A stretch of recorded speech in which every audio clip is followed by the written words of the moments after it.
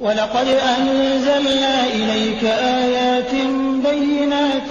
وما يكفر بها إلا الفاسقون.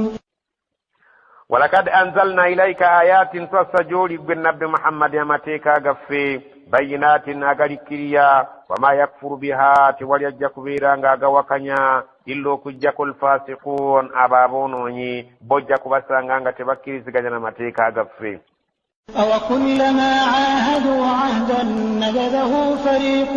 منهم بل أكثرهم لا يؤمنون.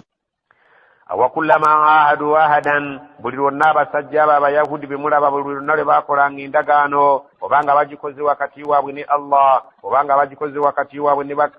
ni wakati w'abantu bannaabwe nabadhahu fariqun minhum mwabangamu ekibinja mubo ekyasuulanga endagaano eyo muguluka ne babeeranga ebigirimu tebabigoberera bal aktharuhum wabula abasinga obungi mu bantu abo bw'oba beetegereza la yu'minuun tobeeranga n'essuubi nti bajja kukkiriza abantu abo si baakukkiriza okuva edda gye nvudde waabwe si mulungi ne gye nvudde w'abakadde baabwe bajjanga babonyaabonya bannabbi baffe. ولما جاءهم رسول من عند الله مصدق لما معهم نبذ فريق من الذين أوتوا الكتاب كتاب الله وراء ظهورهم كأنهم لا يعلمون. ولما جاءهم رسول بيمروا كبجروا متمي غجرا abantu abo umubaka gwagamba ye nabbi Muhammad sallallahu alaihi wasallam min indillahi ngaviwa Allah subhanahu wa ta'ala musaddiqun ngakakasa bulungi nnyo lima ma'ahum ebyo ebitabo bye baalina nga Tawrati ng'agikakasa bulungi nnyo ng'abakakasa nti ekitabo ekyo kyaviri Allah subhanahu wa ta'ala. Allah subhanahu wa ta'ala yeyassa Tawrati ku Musa alayhi salam ekigambo ekyo ngaffe abakkiriza ebitabo byonna tubikakasa. Allah subhanahu wa ta'ala agamba nabadha fariqun min alladhina utul kitaba mazima mwava mu gurupu mwaba abaweebwa ekitabo kya Tawrati ne babeera nga basudde kitaba Allah ekitabo kya Allah ekya Qur'ani.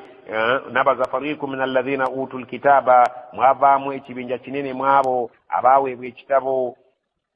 abayahudi ekitabo kyabwe ekya Tawrati kitaba Allah wara'a dhuhurihim ekitabo kyabwe mu Tawrati ekitabo kyabwe ekya Tawrati Allah kiyali yabawa mwavaamu ekibinja mubo abakisuula emabega w'emigongo gyabwe ne babeeranga ebirimu tebabikkiririzaamu kaannahum la ya'lamuun nga balinga abatamanyi nti eddala ge mateeka Allah subhanahu wa ta'ala gayagala gabeerenga ge gafuga ensi eno mu biseera ebyo bwe baalingamu. Nabbi Muhammad sallallahu alaihi wasallam mugamba tujja kubeera ng'osanga obuzibu mu bantu abo kubanga ne Musa yali yabaleetera ekitabo kyabwe abamu mu bo ne bakisuula emabega w'emigongo gyabwe. واتبعوا ما تتلو الشياطين على ملك سليمان وما كفر سليمان ولكن الشياطين كفروا يعلمون الناس السحر وما أنزل على الملكين ببابل هاروت وماروت وما يعلمان من أحد حتى يقولا إنما نحن فتنة فلا تكفر فيتعلمون منهما ما يفرقون به بين المرء وزوجه وما هم بضارين به من أحد إلا بإذن الله ويتعلمون ما يضرهم ولا ينفعهم ولقد علموا لمن اشتراه ما له في الآخرة من خلاق ولبئس ما شروا به أنفسهم لو كانوا يعلمون. واتبعوا لبسلوا كغبرا ما تتلو الشياطين ebigambo ebisomebwa ne Sitaani ala mulki Sulaimani ebyo ebyaliwo ku bufuzi bwa Sulaimani. Allah subhanahu wa ta'ala shayatini yalinga yawa nabbi Sulaimani nga azifuga n'abeeranga ezaali nga zikyewaggula azibonereza nga mulimu zirubbira ezagendanga mazzi. Allah subhanahu wa ta'ala yamuwa obusobozi obuzifuga n'obusobozi obubeera nga buzitukunya singa zaabanga zijeemye. Naye shayatini ezo wamu n'okubeera nti zaali mu mbeera efaanana bw'etyo ku mulembe gwa Sulaiman zasobola okubeera nga zikola ebintu ebirimu eddogo nga zibiterese okutuuka Sulaiman lwe yafa, ne zibeera nga zibijjayo ne zibisomera abantu nti ebintu ebyo Sulaimaani bye yakozesanga okusobola okubeera ng'asobola okutufuga ebyo ebya shayatini byezasomeranga abantu ne basobola okubeera nga abatali bakkiriza basuula ebigambo bya Allah ettale ne babeera nga bagoberera ebyo sitaani byezabasomera nti bye byali ku mulembe gwa Sulaimaani nga byakozesa okuzifuga. Wama kafara Sulaiman, naye Sulaimaani oyo tabangako mukafiiri, walakinna shayatina kafaru, naye sitaani zo nga bwe muzimanyiza ezaali enkafiiri, yuallimuuna annaasa sihra, ne zitandika okuyigiriza abantu, zatandika okuyigiriza abantu okuloga, ne zitandika okuyigiriza abantu eddogo, n'abatakkiriza ne balekayo okugoberera ebitabo byabwe ne batandika okugoberera ebyo sitaani bye zibayigiriza ebirimu eddogo. Wama unsila ala almalakaini, ne batandika n'okugoberera ebyo ebyassibwa ku malayika ebbiri bibabila, mu kitundu ky'ebbabila mu Iraka, Haruta wa Maruta, nga malayika Haruta ne malayika Maruta. Allah subhanahu wa ta'ala batunyumiza mu byafaayo bya zimalayika ezo. Malayika ezo zatuuka ekiseera ne zeewuunya omwana Adamu, omuntu ngeri gy'ayonoona kuno ku nsi ne yeerabira okugondera Allah subhanahu wa ta'ala, ne ziraba nga omuntu yeeyisiza ddala mu ngeri etali ya buvunaanyizibwa. Allah subhanahu wa ta'ala n'azigamba, nammwe singa mwali mulimu embeera y'obuntu mwalisobodde okubeera nga mweyisa ng'abantu ne mwonoona, ne ziwakanira ddala Allah subhanahu wa ta'ala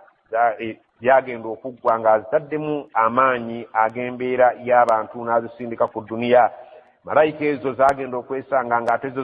zisitukidde mu gazambi agasinga okuba aganene. Allah subhanahu wa ta'ala n'azigamba, nabagamba ntya, ne zeenenya eri Allah subhanahu wa ta'ala n'agamba nti nno mulabye mutya okubawa ekibonerezo kyammwe wano ku nsi n'okubeera nga nkibaterekera ku akhira. Ne zigamba nti Allah subhanahu wa ta'ala atubonereze wano ku nsi, ku akhira tubeere nga tusumatuka ebibonerezo byo. N'abeera ng'azisibira eyo tuyinza okiyita mu makomera ge Babila mu Iraka, ne zibeera eyo. Naye abantu bagendangayo okubeera nga bayiga eddogo ku mashayitaani oba ku malayika ezo ezaali zisibiddwa mu kitundu omwo. Wama yuallimaani min ahadin, naye nga teziyigiriza muntu yenna, hatta okutuusa yakuula nga zimaze omugamba, innama nahnu fitnatun, mazima ffe tuli kikemo, fala takfuru, sitwagala okaafuwale ng'oyiga eddogo. Fayata'allamuuna, abantu beeyigirizanga minhum okuva eri malayika ezo, ma yufarriquuna bihi bayna almar'i wa zawjihi, ekyo ekigenda okubaviirako okwawula wakati w'abafumba ababiri, wakati w'omusajja ne mukazi we, ne wakati w'omukyala ne bba. Wama hum bidarriina bihi min ahadin illa biidhnillah,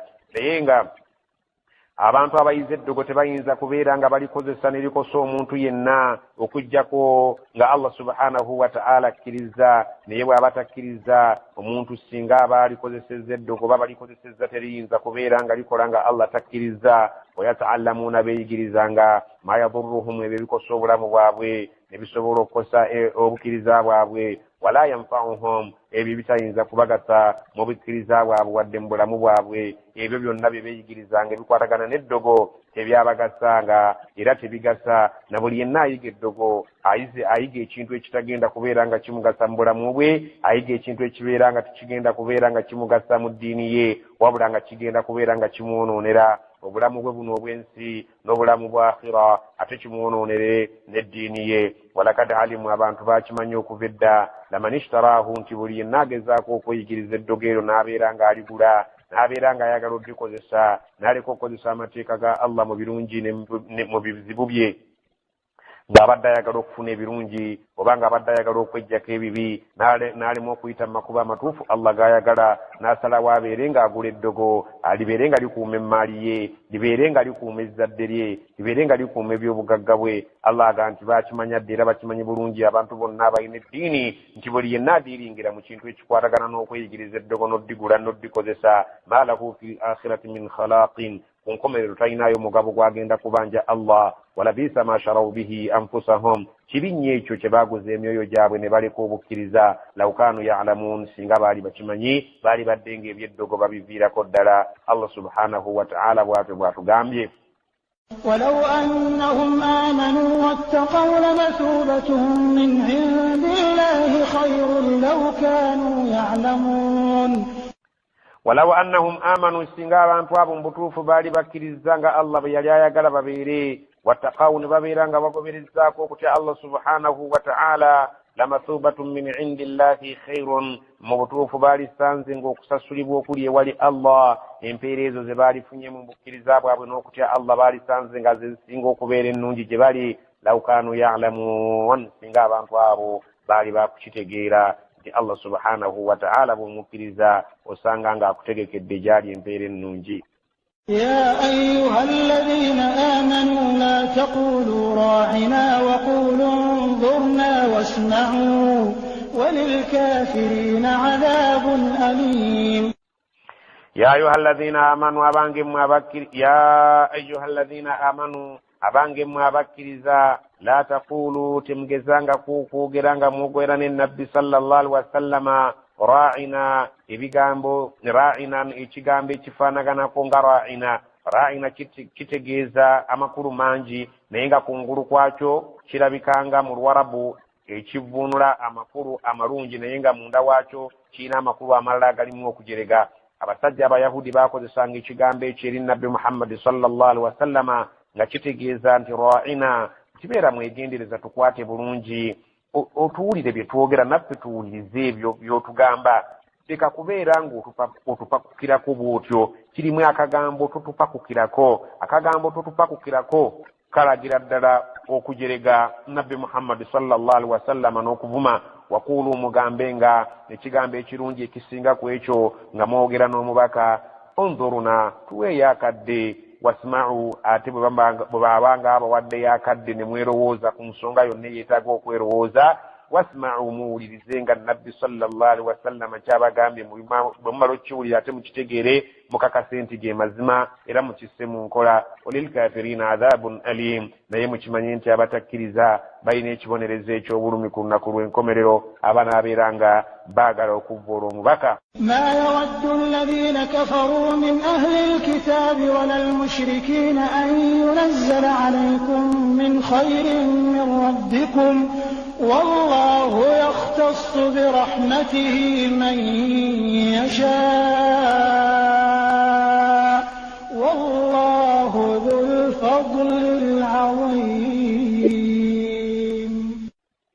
ما يود الذين كفروا تباغرanga kaba batakkiriza min ahli alkitabi mwabo bitwawe ebitabonga mmwe temunnafuna kyammwe walal mushrikina waddaba abasinzi amasanamu an yunazzala alaykum min khairin min rabbikum okubeera waakalungi konna akaviiri katonda wammwe okukka gye muli ekyo tebakyagalangako wallahu yakhtassu birahmatihi man yasha ne beerabira nti Allah subhanahu wa ta'ala ayawulira n'alonda eri okusaasira kwoyo gw'aba ayagadde n'akumussaako so talagirwa bulagirwa nti obwannabbi bwe gundi yeyeerondera wa waagenda okuteeka okusaasira kwe kwoyo gw'aba asazeewo mu baddu be wallahu dhul fadlin azim Allah ayina ebirungi bingi nnyo ate abiteeka mu bifo ye byalaba nti byebisaanidde. ما ننسخ من آية أو ننسها نأت بخير منها أو مثلها ما ننسخ من آية tewaliyo aya yonna gye tuyinza kusiimuula mu Qur'ani wano au nunsiha oba ne tubeera nga tugyerabizza Nabbi Muhammad sallallahu alaihi wasallama illa na'ti bi khairin minha okujjako bwe tuba tugijjeewo oba nga tugyerabizza Nabbi Muhammadi Allah subhanahu wa ta'ala agamba ekyo bwe tuba tukikoze mu kifo kyakyo tuteekawo aya ennungi okusingako eyo gye tugjeewo au mithliha oba egifaanana alam ta'lamu abaffe gwe tumanyi anna allaha ala kulli shay'in qadir nti Allah ku buli kintu kyonna muyinza. Allah subhanahu wa ta'ala ategeeza nti aya ayinza okugijjawo n'aleetako aya naye tutambulira mu ngeri eyo mu ngeri ya bika ebiwerako nga Allah subhanahu wa ta'ala ayinza okugjawo hukman shaqqan najjawo okulamula okubadde okuzibu alal muslimina ku basiraamu n'abaleetera ila hukmin akhaf n'aleetawo okulamula okulabika nti kugonvugonvumu okuli okukalubwa abasiraamu n'akubajjako n'abeera nga abaleetera okulamula okulala okugonvu kwe banaasobola okugezanga Allah subhanahu wa ta'ala mu ntandikwa y'okulwana yali ali senti buli musiraamu ajja kumeggananga n'abatakkiriza 10 naye bwe yalaba nga kinene nnyo n'abakendeerezaako n'abawa ekyo ekisoboka nga buli musiraamu ajja kwolekanga obwanga eri abantu babiri. Oluusi Allah subhanahu wa ta'ala ayinza okubeera nga ajjewo etteeka erirabika nti hukman khafifan okulamula okubadde okuwewufu n'aleeta ate ila shaqin ziyada fil ajr n'abeera nga aleeseeyo okulamula nga kuzito naye nga kulina empeera nnyingi. Gamba nga Allah subhanahu wa ta'ala bwe yajjawo okusiiba olunaku lwa Ashura, olunaku olwo bwe yalujjaawo nga lwali wajibu olwali luteekwa okusiibibwa, ate n'atuleetera okusiiba Ramadani tusobole okufuna empeera ennyingi. Oluusi Allah subhanahu wa ta'ala ajjawo hukman khafifan ila hukmin khafifin mithlah. Allah subhanahu wa ta'ala ayinza okujjawo okulamula nga okubadde kuwewufu ate nazzawo hukman khafifan mithlah n'aleeta okulamula nga kwenkanankanira ddala mu bugomvu bwakwo nakuli nga bali mu ddaala lyerimu. Okugeza nga Allah subhanahu wa ta'ala bwe yajjawo okwolekera ekibula ky'e Baitul Maqdis ate nazzaawo okwolekera ekibula ky'oku Kaaba, enju ya Allah subhanahu wa ta'ala yazimbibwa Ibrahim alayhi salam. Oluusi Allah subhanahu wa ta'ala asobola okujjawo hukuman yonna n'agijjawo ate n'atassaawo hukuma ndala nga Allah subhanahu wa ta'ala nga bwe yakikola n'ajjawo okubeera nti okulembezaayo okuwa saddaaka nga tonnaba kwogera ne Nabbi sallallahu alaihi wasallama, ekyo n'akijjawo ate n'atatuddizaawo kintu kirala kye tulina kubeera nga tukola ki. Ate oluusi hukumu Allah ayinza okubeera ng'agijjeewo n'agijjawo tilawatan nga tekyasomebwa mu Qur'ani naye ate neesigalawo hukuman nga okulamula kusigaddewo. Gamba nga aya y'obwenzi ku muntu omufumbo Allah subhanahu wa ta'ala mu Qur'ani teriimu yagijjawo naye ate ng'etteeka lyasigala likola nga aya yali egamba nti ashaykhu washaykha, omuntu yenna bw'aba yafumbirwako nga mukulu oba mukazi oba musajja, idha zanaya farjumuhuma albatta, babeera nga benze abo bakubwanga mayinja agabajja mu budde nakala min Allah, ng'ekyo ekibonerezo ekivudde eri Allah subhanahu wa ta'ala. Aya eyo yaggyibwawo mu Qur'ani naye ate ng'ekozesebwa mu hukuman teriiwo tilawatan naye eriwo hukuman. N'ebika bya nasuku ebirala singa obeera nga oli musajja eyasoma ku usulul fiqhi n'otegeera bulungi Qur'ani ebigirimu bwe bitambula, Allah kyagambye nti ma nansakhu min ayatin, tetuyinza kujjawo aya aw nunsiha oba ne tugyerabiza Nabbi Muhammad ku mutima gwe, naati bi khairin minha, tuleetayo egisingako obulungi eri oluvannyuma lw'okuvaawo, aw mithliha oba egifaananira ddala. Alam ta'lam anna Allah ala kulli shay'in qadir, gwe tokimanyi nti Allah subhanahu wa ta'ala ku buli kintu kyonna alina obusobozi n'obuyinza. ألم تعلم أن الله على كل شيء قدير ألم تعلم أن الله له ملك السماوات والأرض وما لكم من دون الله من ولي ولا نصير. ألم تعلم أبفت مني أن الله أنت مزمع الله له ملك السماوات والأرض يا ينوب فز بفك القرنين سبيو النبي بينزابwe وما لكم من دون الله من ولي يمينا ياتري الله سبحانه وميامبي ومwe ولا نصير ودم تاسا ومwe. الله سبحانه وتعالى يا ينوتujja mu mbeera zonna ezeetaagisa okutuyamba oba ezeetaagisa okuba nti atutaasa. أم تريدون أن تسألوا رسولكم كما سئل موسى من قبل ومن يتبدل الكفر بالإيمان فقد ضل سواء السبيل.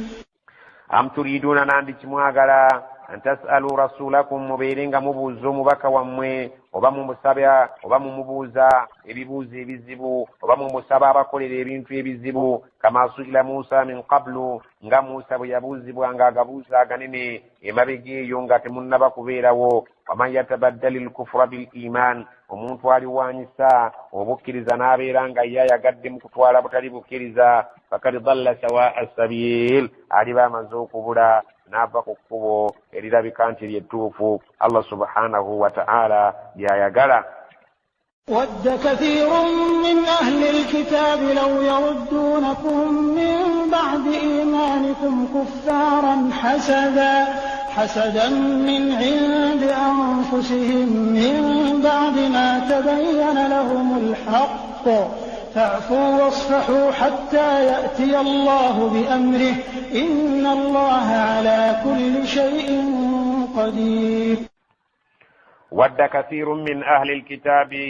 bangi nnyo beegomba abo abantu abaweebwa ekitabo nga mmwe temunnaba kufuna kitabo kya Qur'ani law yaruddunakum tisinga babazza emabega wammwe ne muva mu busiraamu ne mufuuka ne muba murtaddiin min ba'di imaanikum oluvannyuma lw'okubeera nga mubadde muli bakkiriza obukkiriza bwammwe beegomba nnyo okubeera nti mubuvaamu ne mulagawa kuffaaran ne muddayo okubeera abakafiiri hasadan min inda anfusihim eyo ng'ensaalwa eva eri emyoyo gyabwe min baadi ma tabayyana lahumul haqu oluvannyuma lw'okubeera nti gamaze okubeeyolekera amazima ne bagalaba nti mmwe muli ku mazima fa'afu. Allah subhanahu wa ta'ala agamba nti abantu ab'ekika ekyo nabbi bamugambye fa'afu basonyiwe, wasfahu mubasonyiwe abantu abo, wasfahu mubeenenye hatta ya'tiya Allahu bi amrihi okutuusa Katonda lw'anaaleeta ekiragiro kye. Inna Allaha ala kulli shay'in qadir. Allah ku buli kintu kyonna muyinza.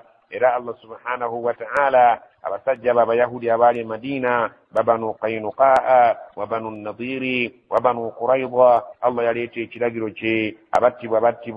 abaagobwa Allah subhanahu wa ta'ala n'abajja awali nabbi sallallahu alaihi wasallam mu kibuga ekimu naye.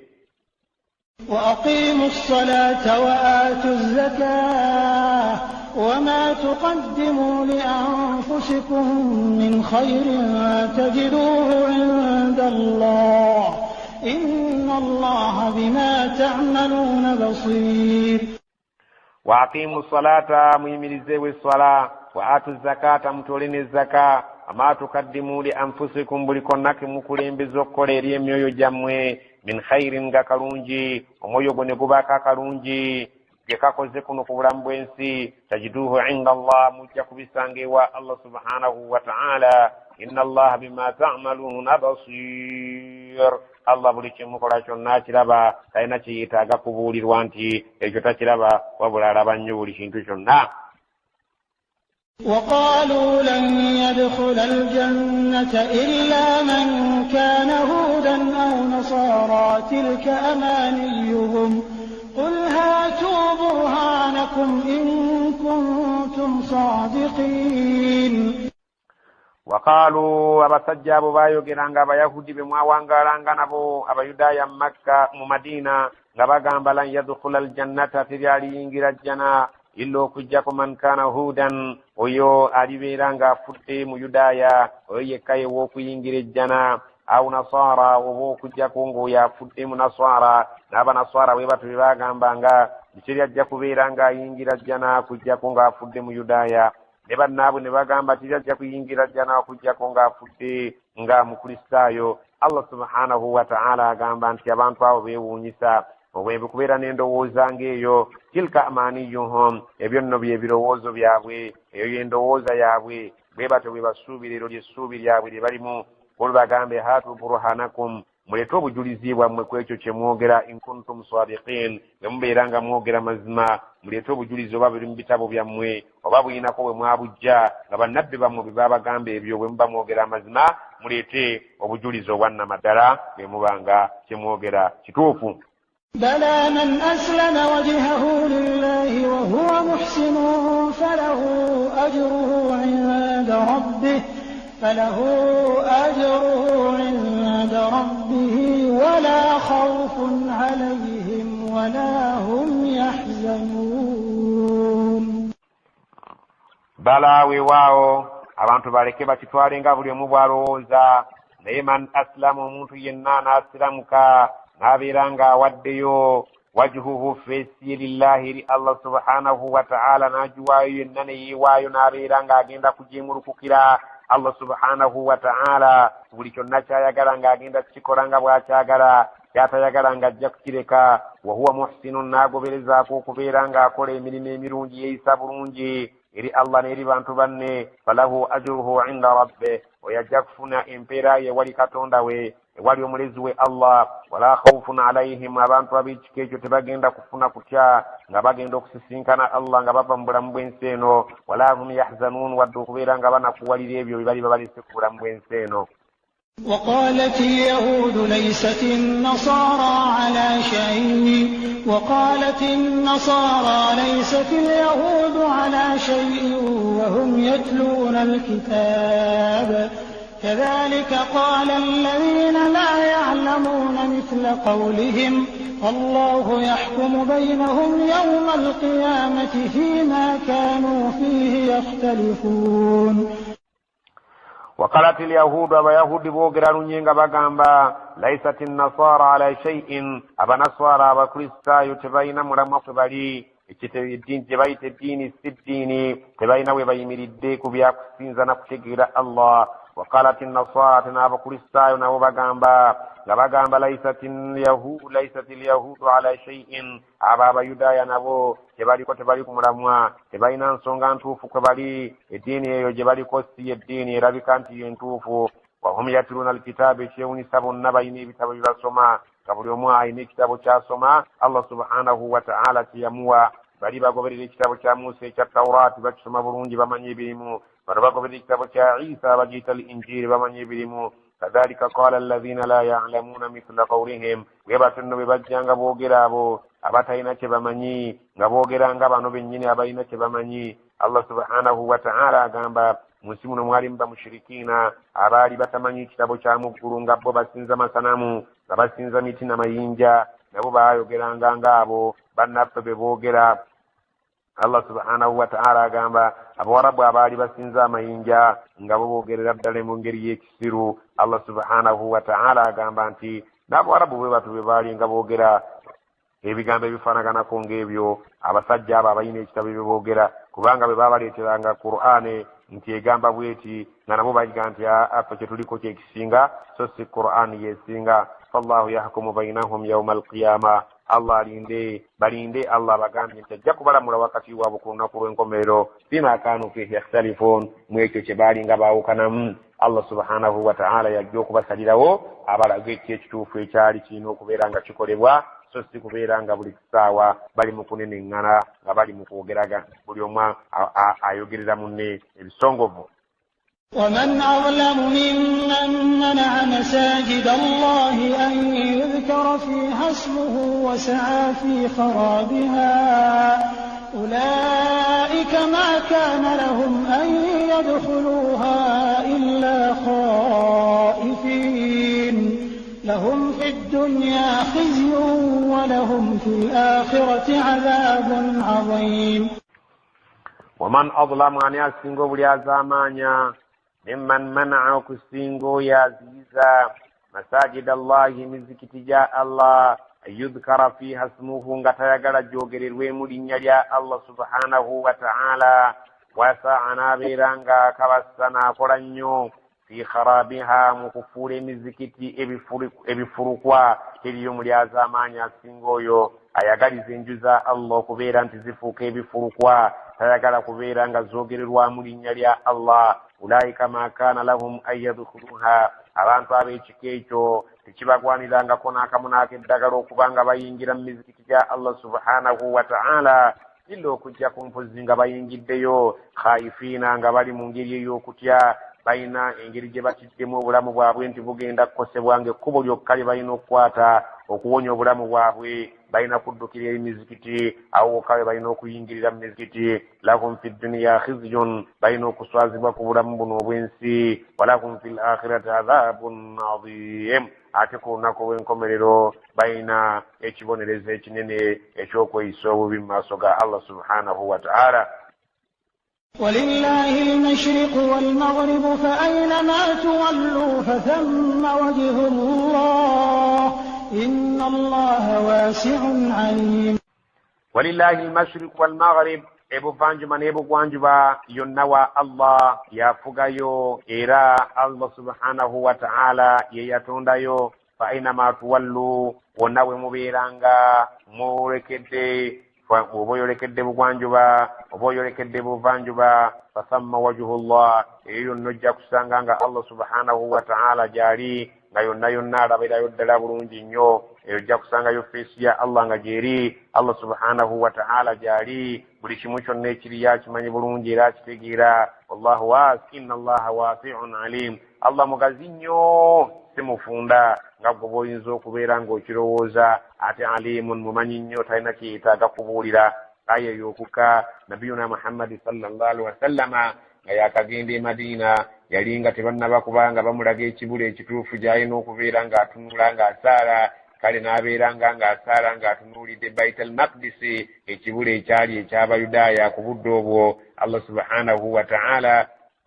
n'amuwanyisizaamu ekibula ekirala ekyokutunula ku nju ya Kaaba eri e Makka kati Abayudaaya ne beewuunya ne bagamba Muhammad abadde kijja atunule n'atunula eri n'atunula eri Allah nassa etteeka erigamba nti wonna gye muba mutudde babugwanjuba buvanjuba eyo yonna effeesi ya Allah gyeri kubanga Allah mugazi Allah subhanahu wa ta'ala era amanyi nnyo kale temusaanye kubeera nti nabbi Muhammad sallallahu alaihi wasallama ekyo kyakoze ekyokuva ku kibula kyammwe ekye Baitul Maqdis n'abeera ng'atunula ku Kaaba tekisaana kubeera nga mukyewuunya nnyo